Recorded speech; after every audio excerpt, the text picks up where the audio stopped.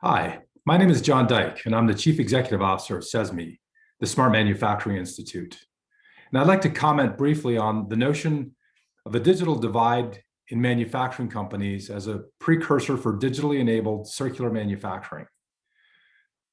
We've been talking about the fourth industrial revolution for about a decade now, but I think it's important to recognize that we're still building manufacturing solutions and deploying them in ways that are far more consistent with Industry 3.0 than Industry 4.0.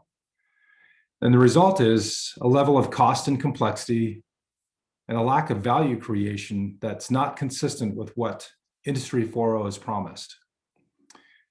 We believe that the idea of democratization is absolutely essential for a circular manufacturing economy and a far more competitive manufacturing environment to look forward to.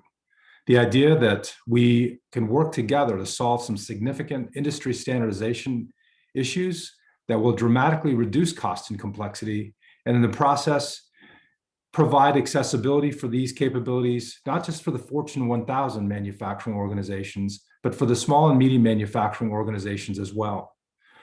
This will take us away from the historic sort of legacy approach for manufacturing systems, which has resulted in vendor lock-in and significant proprietary closed data silos and proprietary systems, and move us towards a level of interoperability that actually delivers on the promise of a circular manufacturing economy.